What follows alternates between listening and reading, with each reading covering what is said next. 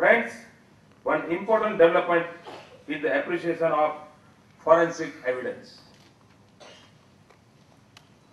by the judiciary in Gujarat. I very proudly I would like to say, in Gujarat, the way in which the judiciary system is taking interest in this forensic science activity, even in the process, they consider this evidence as a scientific evidence, and it has given a tremendous plan to the detective agencies. And I'm sure that for justice, this will help us. We had a series of seminars to sensitize judiciary to this new scientific approach. The presence of Honorable Chief Justice of Gujarat and presence of senior members of the judiciary is a testimony of this effort. This gives us encouragement in our efforts. I request that this conference should also discuss on the necessary changes that needs to be made in our law. Let us make our investigations and trials more on scientific basis and a foolproof system. This will increase the confidence of the people in the police and judicial machinery. I sincerely hope that this national conference will be watershed in the history of forensic investigation in India. मतलब कुछ और बात मेरे मन में आ रही है, तो मैं जो विचार आते हैं मैं कुछ बता देना चाहता हूँ। शायद देश भर से आए हुए महानुभाव उस पर सोच सकते हैं। एक नया क्षेत्र इन दिनों सामने आ रहा है, वो है making of a profile, psychological profile.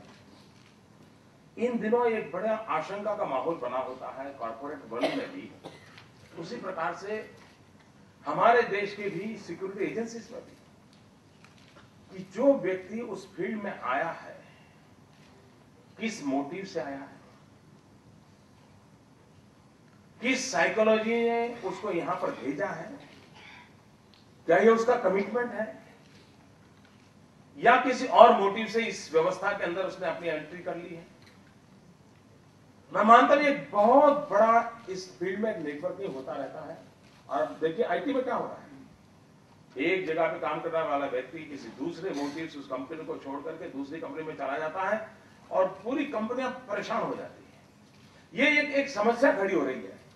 क्या फोरेंसिक साइंस लैब आउटसोर्सिंग का एक नया फील्ड शुरू कर सकती है कि जहां पर इस प्रकार के देश के हित की महत्वपूर्ण एजेंसी जो है, जहां के डिसीजन मेकिंग व्यवस्था में जो लोग बैठे हैं,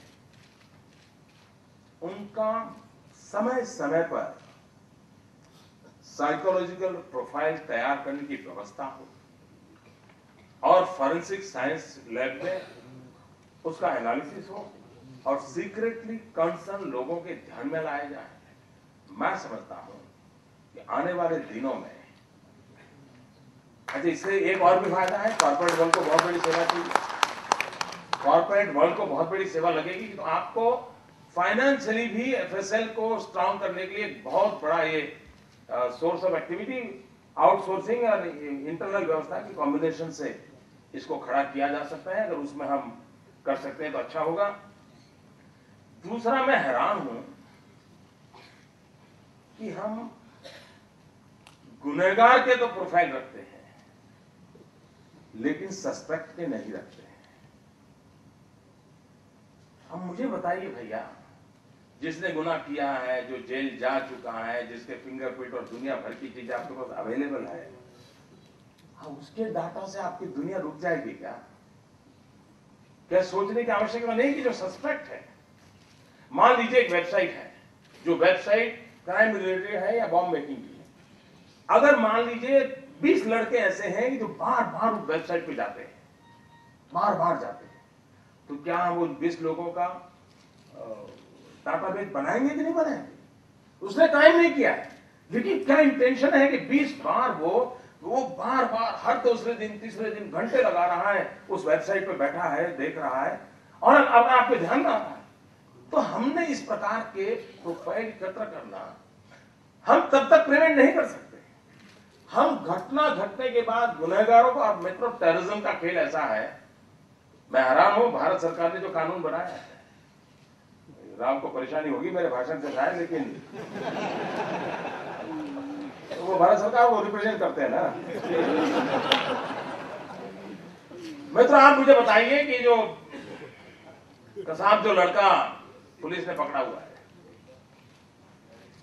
अब हम पाकिस्तान को कहते हैं कसाब ने ऐसा स्टेटमेंट दिया है, ये एविडेंस है, आप पाकिस्तान से ही सब हुआ है। हम अमेरिका को कह रहे हैं कि कसाब ने स्टेटमेंट दिया है, ये एविडेंस है, अमेरिका इसको मान ले। अमेरिका और पाकिस्तान दोनों हिंदुस्तान को कहते हैं कि तुम्हारे कानून में ऐसी व्यवस्था है कि कसाब के स्टेटमेंट को तुम एविडेंस मानते हो।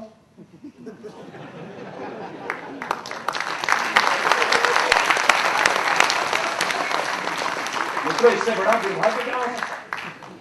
यानी मेरे देश में कोई कानून नहीं है कि जो एक टेररिस्ट ने पुलिस के टॉप अफसर के सामने जो कहा है उसको स्वीकार करने के लिए मेरे देश में कानून नहीं है।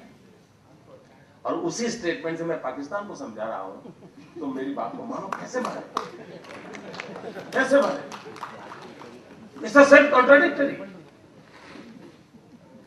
और इसलिए मित्रों मैं टेररिज्म के खिलाफ लड़ाई लड़ने वाले इंसानों में से, और दुनिया मानव जात को टेररिस्ट से मुक्त कराना, टेररिज्म से मुक्त कराना, ये एक बहुत बड़ा ह्यूमन कॉज का मिशन है।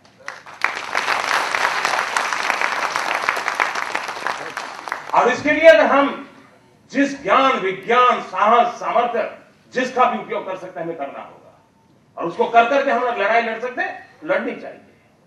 दुनिया में जहां भी इस व्यवस्था की ताकत है उसको जोड़ना पड़ेगा। टेररिज्म को किसी देश या भूभाग से लेना देना नहीं है, पूरी मानवता को खतरा है। अगर मानवता की रक्षा करना ये हम लोगों का दायित्व बनता है मित्रों, तो हमने उसको एक दायित्व के रूप में उठाना पड़ेगा। और इसलिए कार्यक्रम ये 19वीं आपकी समिट हो रही है। There are some 50 delegates from different countries, and these countries have expertise in this area. They are here. I'm sure this 3-day summit will give us a new light, build new resolutions, and we will take some decisions, and I'm sure the government will support you. मित्रों आप 3 दिन रहने वाले हैं गुजरात की धरती पर, आपका स्वागत है, और मैं चाहूंगा गुजरात का मजा भी लीजिए। 2 दिन और रुक जाइए, मैं टूरिज्म पर काफी जोर लगा रहा हूं इन दिनों। तो और आए सो आए, आप तो आए।